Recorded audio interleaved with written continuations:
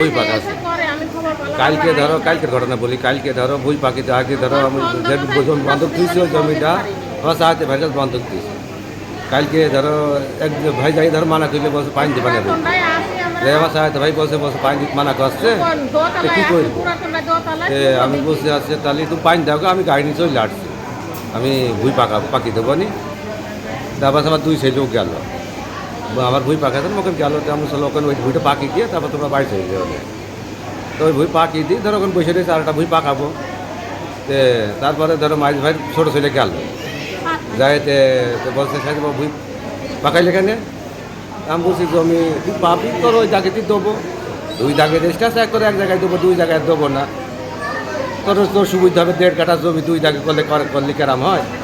ওই দাগ দিয়ে আর এই দাগদাম বন্ধ দিয়েছি, এই দাগটা করুক, তো ওই দাগেতে তুই নিয়ে নিস, ওই দাগেতে দেবো, ঠিক আছে? আমার বাড়ির জমি পাবো, বাড়ির জমিটা আমার ক্লিয়ার করে দিয়ে তোর ওই জমি আমি দিয়ে দেবো, তোর বাড়াইতে আসবে না, আমি তোর বাড়ির দেখে মাইপে তোর দিয়ে দেবো। তো বলছে ঠিক আছে, তাহলে কালকে আমি ক্লিয়ার করে দিয়েছি জমি, আমি জমি ক্লিয়ার করে জমির পর চলে আসবো। তা বলছি কালকে ক্লিয়ার করে দিবি, তোর কালকেই দিয়ে দেবো জমিটা আমি দিয়ে। সেই ওইভাবে কথা হইলো, কথা ওইভাবে শেষ হয়ে গেল, তো চলে গেল। তা বলছি শেষ হয়ে গেল কত? বলছে হ্যাঁ। তা বলছি ঠিক আছে তাহলে থাক। দিয়ে সেই ভুই আমি ভুই পাকাইছে, এই ভুই যাই ধান লাগা মাইপে ধান লাগাছে, আমি পাখি দিয়ে আইসি ধান লাগাচ্ছে। তো আমি এবার টিলার বন্ধ করতে আমি এবার গেলাম ভুইতে, যাই ধর আমি বলছি ধান লাগাচ্ছি কেন, তোর কালকে কী বললি আর আজকে কী করছি? বলছে আমার বাপের জমি কেন আছে, আমি 90 কেন দিই। তা বলছি তোর বাপের জমি আছে আর আমার নিজের জমি আছে, আমারও নিজের জমি আছে, তুই তোর এক দাগে কেন জমি পাবি না, তুই দুই দাগে জমি পাবি, তাহলে তুই আরাম করিস না, দুই দাগে তোর জমি দেবো। বলছে আমি এই দাগি 5 কাঠা আমার রেস্টে আছে, আমি কখনোই নেই দলিল। দলিল দেখিস? আমি দলিল তুই দেখবি কেন, আমার কাছে আছে দলিল, তুই দলিল দেখবি দেখাবি কেন, আমার কাছেও আছে দলিল। তো ওইভাবে ধরো ওই পাতো ধরো সিটি ফেল দিচ্ছে, আর ছেলে বসে ভিডিও কর, পাতো সিটি ফেলে ভিডিও কর, ওরা তোর সাইজে বেরিয়ে গিয়েছে ভিডিও করছে, আমাদের ভিডিও যা করি কর, তাছাড়া ধান লাগাই দেবো না।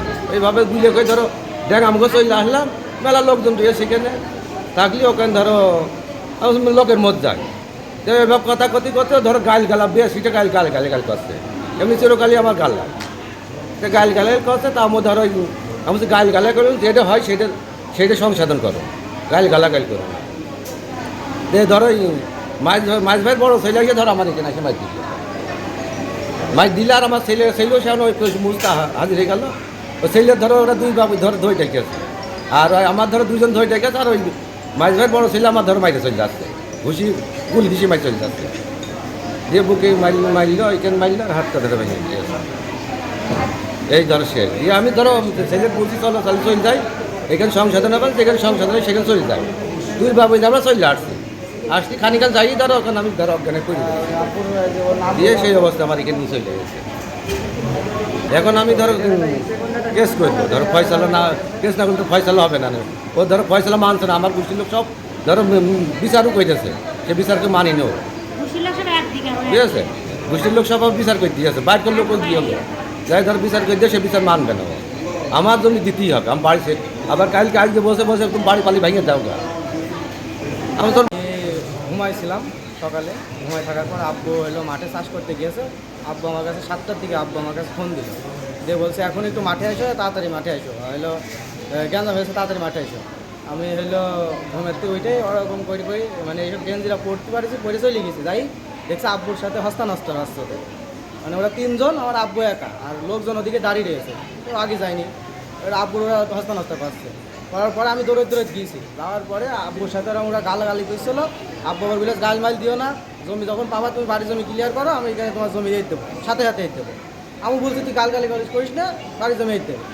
তারপরে আব্বু এখন হলো যে করেছে ওরকম করে আব্বু যে উনি ঘুষি মার দিয়েছে, আমার মাইস চাচার বড় ছেলে ঘুষি যে মারিয়েছে, আমি আমার আব্বুর মারতে গিয়েছে, আমি ঠেকাই দিয়েছি, তাই বলে ওর যে বাকি ছোটো ছেলে, মানে আমার মাইস চাচার ছোটো ছেলে আর তার ছেলে, সে যাই মিলে আমার দুইজনে ধরে আমার মনে করেন এখানে কাটি দিয়েছে, তারপরে মনে করেন ঘুষি কিল মাইরেছে, আমার পাইরে ফেলেছে কাদার মধ্যে, দেখেন এই সব করে ফেলেছে, করার পরে মনে করেন এরকম করে অবস্থা।